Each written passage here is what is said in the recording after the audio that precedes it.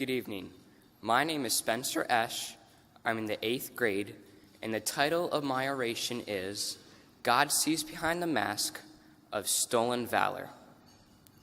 Whatever we once were, we are no longer a Christian nation. This is a quote from former President Barack Obama. Sadly, this is evidence that our country is losing its Christian heritage. Our government is quickly becoming non-Christian. We need to reform our government in order to restore individual Christian virtue. If Christian valor is not restored soon, our country will fall. Noah Webster's 1828 dictionary defines valor as strength of mind in regard to danger, that quality which enables a man to encounter danger with firmness, personal bravery, courage, and prowess. Our last few presidents have not been the best presidents in history. Some of their plans were dangerous, and if they had been carried out, America would be a completely different nation. What was keeping these plans from fulfillment? It is a document that was written by our forefathers and is still in effect today, the Constitution. The Constitution was based upon law, and that law was founded upon biblical principles that gave it strength and purpose. Government begins with the individual. Self-government under God is the foundation of our nation. A self-governed individual is someone who can regulate his attitudes and actions without the need for external force. Our Constitution was created for a moral and religious society. It would have been impossible to frame a document that would not be acceptable to the Christian beliefs of the nation's citizens. Our government is made up of people who rely on the condition of their hearts. If the heart is in rebellion against God, we can expect undisciplined and unlawful behavior. When the faith of the population changes, however, so does the meaning of the Constitution. Each generation has become more dependent on the state for care and security. Today, many Americans have lost their faith in Jesus Christ as Savior. They have become indifferent and expect the government to be their savior. As Christians move away from the foundation of our government, a moral vacuum is created that is filled by ungodly government officials.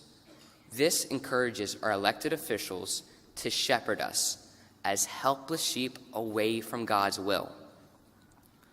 When this country was founded by our forefathers, it was their intent to reflect the principle of individuality. Each and every person was entitled to have an opinion and was guaranteed the freedom to express it.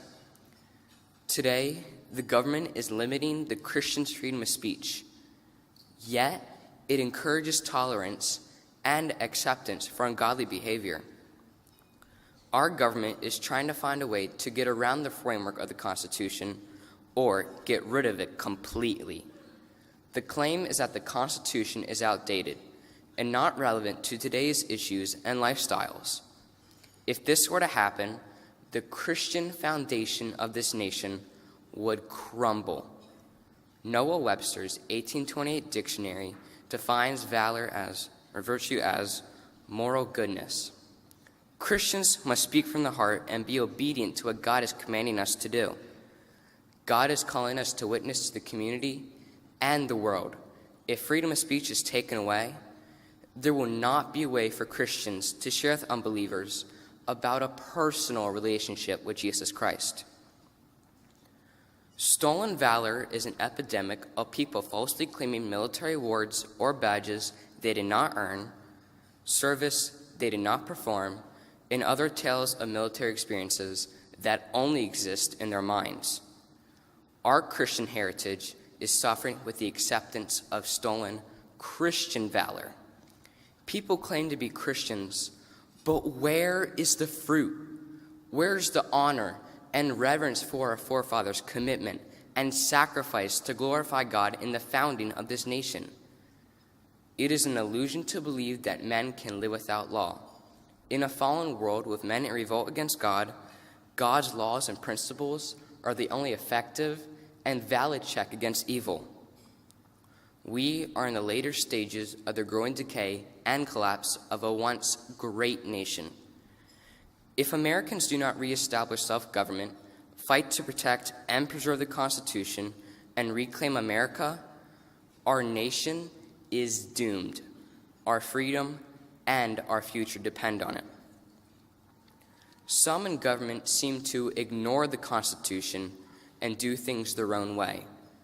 But we cannot be a good country, a God-honoring nation, if the government does not allow citizens to voice their opinions. The first 3 words of the Constitution are, "We, the people." This implies that our founding fathers wanted all individuals to have a say. When a government turns from following the will of the people to demanding they blindly follow without any resistance, it is no longer a representative government. Thomas Jefferson wrote, "Governments are instituted among men, deriving their powers from the consent of the governed." Today, most law students do not study the Constitution, but actually learn precedent, which are laws determined by judges. This has a huge impact on our government, our lives, and our freedom. If those in our government are not following the framework of the Constitution as their foundation, they cannot make good moral judgments.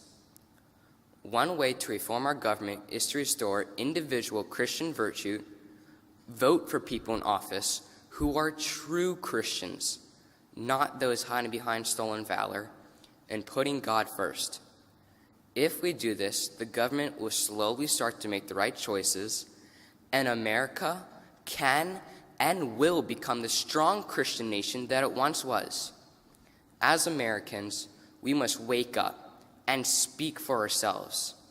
We must stay on the firm foundation that our founding fathers worked so hard to set for us and future generations. Thank you, and enjoy your night.